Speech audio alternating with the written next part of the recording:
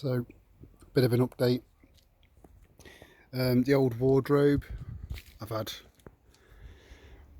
4 different crops for 4 different meals so far, and there's six left. That's 6 more meals, and then I'm going to replant another load of beetroot.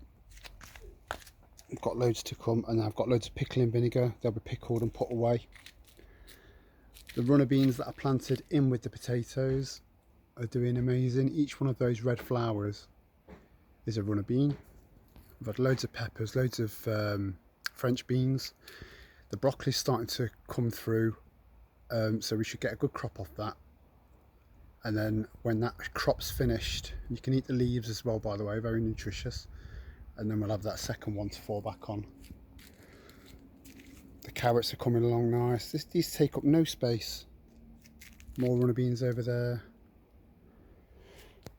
So get prepping, guys. Buy some dwarf fruit trees.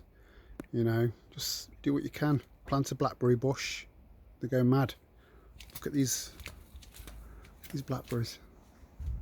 Hundreds and hundreds and hundreds of them. You can dehydrate them.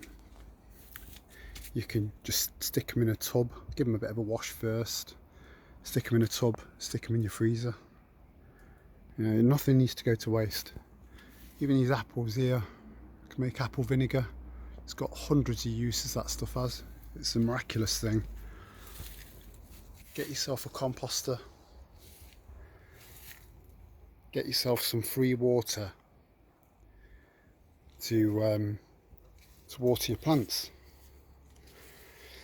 Maybe even get yourself something defensive to protect your property and start getting some practice in, if you know what I mean. Bye for now, guys.